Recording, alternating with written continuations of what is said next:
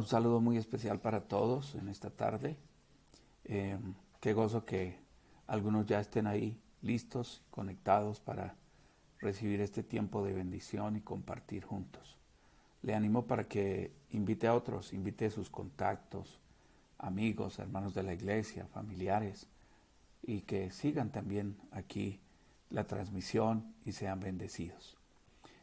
Quiero compartir esta tarde una palabra y yo sé que estos tiempos han sido de mucha bendición, la palabra que hemos compartido, y espero que hoy también lo sea. Vamos a orar y ponemos en manos de Dios este momento.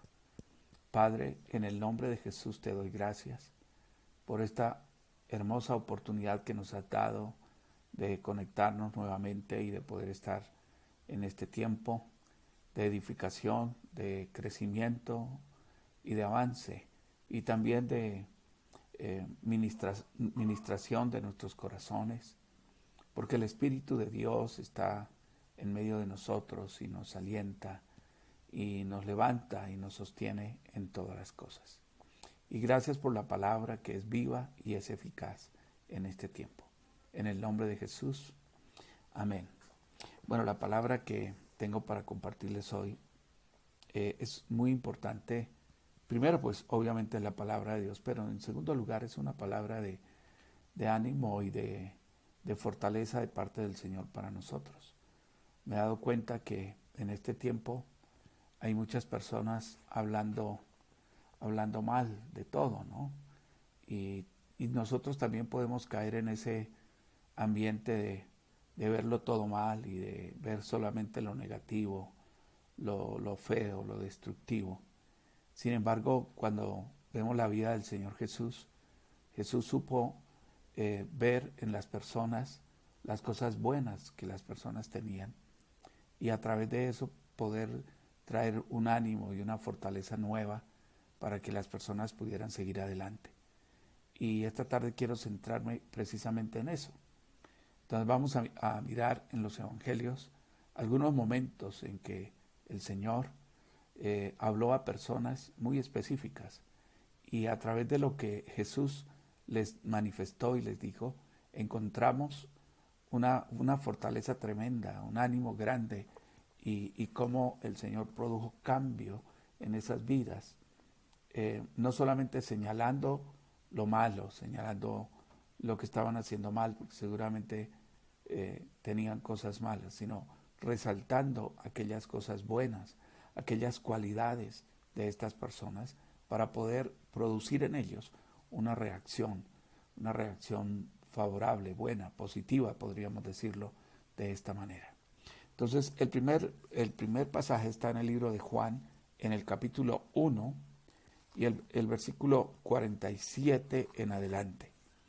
Y quiero leerlo rápidamente. Dice, cuando Jesús vio a Natanael que se le acercaba, dijo de él, he aquí un verdadero israelita en quien no hay engaño. Le dijo Natanael, ¿de dónde me conoces? Y respondió Jesús. Respondiendo Jesús le dijo, antes que Felipe te llamara, cuando estabas debajo de la higuera, te vi. Y respondió Natanael y le dijo, Rabí, tú eres el Hijo de Dios, tú eres el Rey de Israel. Y respondió Jesús y le dijo, porque te dije, te vi debajo de la higuera, ¿crees? Cosas mayores que estas verás. Ahora, en este primer pasaje encuentro cómo Jesús reconoció en un hombre que no conocía a Cristo, que hasta ahora está llegando, teniendo contacto con el Señor. Y Jesús vio en él cualidades y cosas que Él se las manifestó, no se las guardó. Jesús no se quedó con eso, sino se lo dijo. Ahora, Natanael no es un personaje muy conocido, se constituye en un discípulo de Jesús. Luego, en las listas de los evangelios, no aparece con ese nombre, aparece con el nombre de Bartolomé, pero no fue de los discípulos más, digamos, más influyentes o sobresalientes en el ministerio de Jesús. Pero es una persona que llega a Cristo en medio de ciertas dudas. La primera parte del pasaje dice que Felipe fue quien lo invitó y lo llamó. Sin embargo, en el verso 46 dice: Natanael le dijo, ¿de Nazaret puede salir algo bueno? Ahora fíjense, esa expresión de Natanael indica que él no tenía una referencia buena del Señor, ni siquiera tenía un conocimiento, sino que cuando Felipe le dice que era de Nazaret, inmediatamente él dice: de Nazaret puede salir algo bueno, hace la pregunta. Así que esa pregunta indica que Natanael tenía dudas y tenía de alguna información que no era tan positiva o era tan buena referente por lo menos al lugar donde Jesús se crió, que era Nazaret. Sin embargo, cuando Jesús lo ve, él dice: he aquí un verdadero israelita en quien no hay engaño. Y él se sorprende de lo que le dice, pero Jesús lo conocía bien, porque él conoce bien a todos. Y lo que quiero que veamos con esto es algo muy importante, y es cómo el Señor realza o resalta o reconoce las cualidades de este hombre, y esto produjo una reacción en él. Entonces ya no fue una reacción de resistir, sino más bien de creer.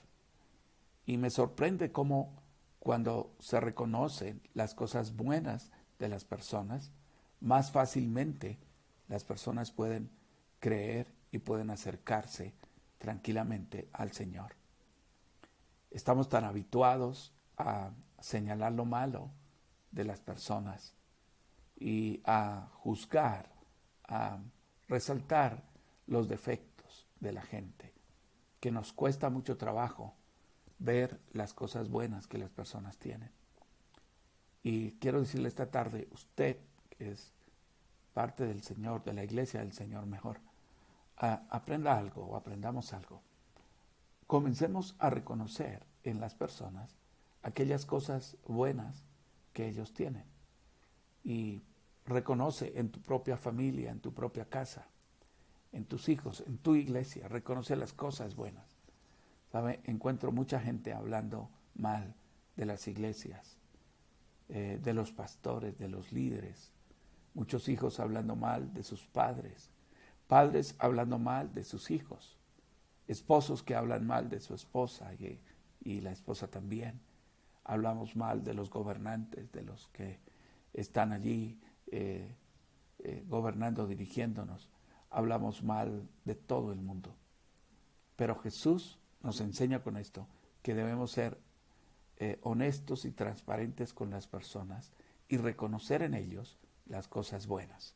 Entonces Natanael es un ejemplo de cómo una persona que no creía en Jesús, que no creía en Cristo como el Hijo de Dios, llega y cree en Él. Y no solamente creyó en Él, sino que reconoció en Cristo, reconoció a Cristo, creyó en Él y le siguió y le sirvió por el resto de su vida. Y ese es el efecto, ese es el poder que tiene el reconocimiento de las cosas buenas en las personas. Comienza a hacerlo en tu propia vida, con las personas que están a tu alrededor, y verás resultados maravillosos en tu vida y en la vida de las personas.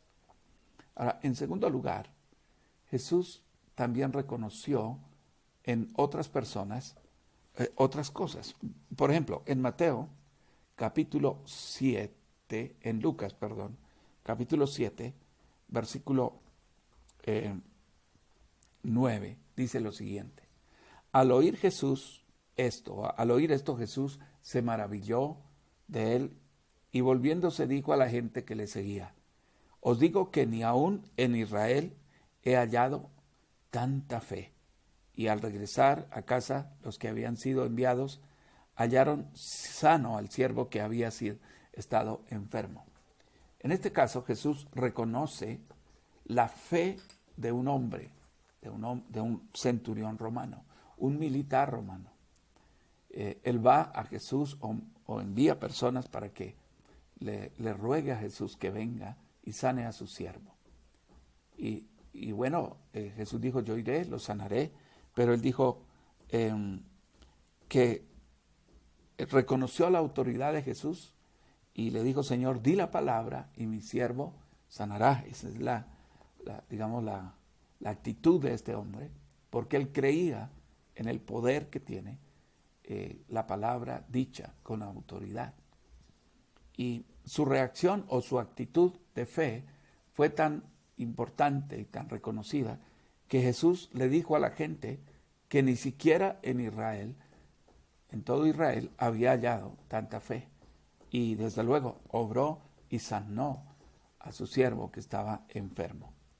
Ahora, esto me indica que cuando una persona tiene fe y está luchando, Jesús ve esa fe y conoce eso lo digamos, lo declara, lo dice como una cualidad a través de la cual él puede obrar.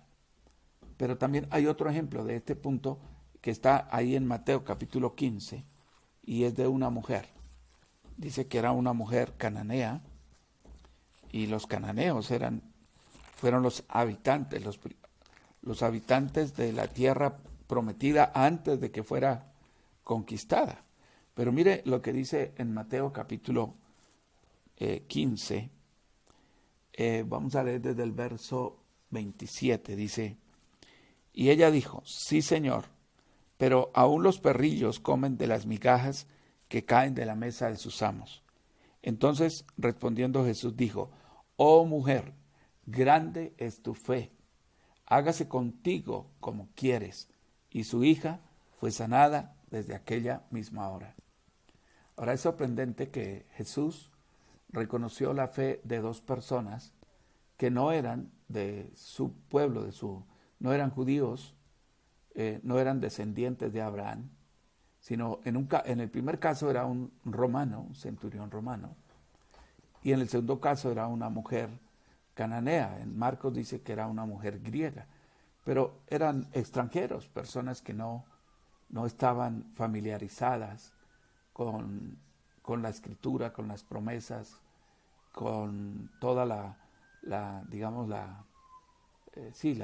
ley, la enseñanza de la palabra, y mucho menos iban a estar relacionados con Jesús.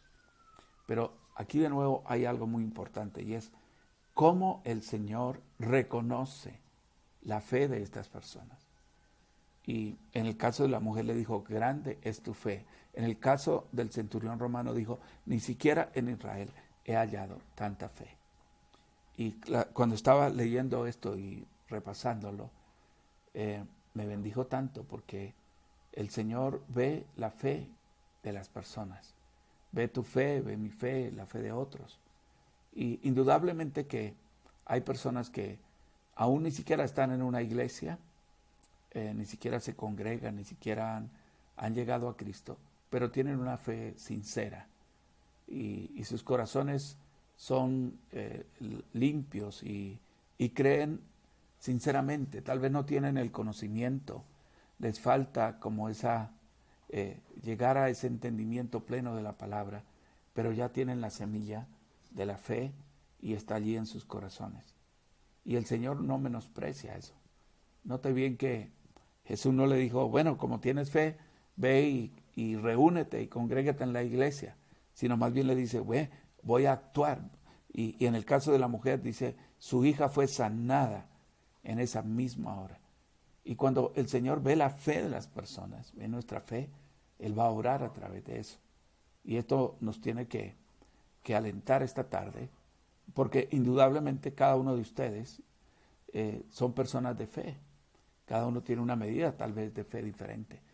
Y cuando tu fe es limpia y es sincera, no está motivada por egoísmos ni por cosas solamente personales, sino porque queremos honrar, glorificar a Dios, agradarle a Él, acercarnos a Él, vivir para Él. Entonces, el Señor ve esa fe y Él obra y restaura y levanta y cambia y produce respuestas y produce señales y milagros y trae sanidades, porque Él obra por medio de nuestra fe.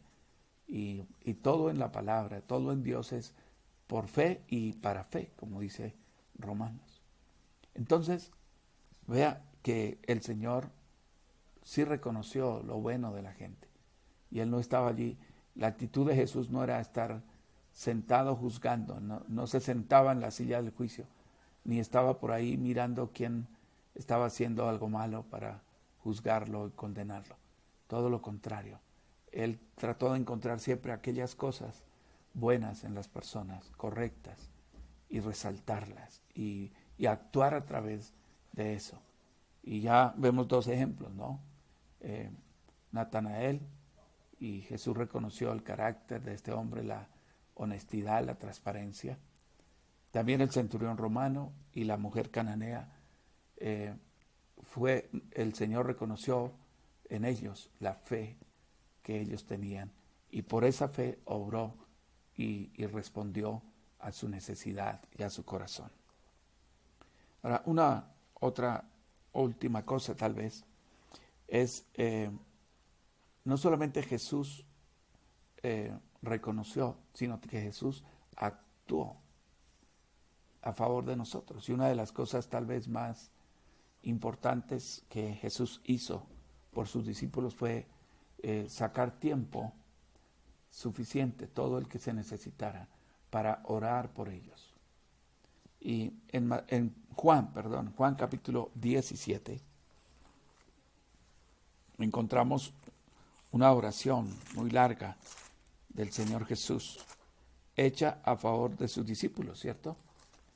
Y qué más motivación, qué mejor motivación que la oración de Jesús a nuestro favor.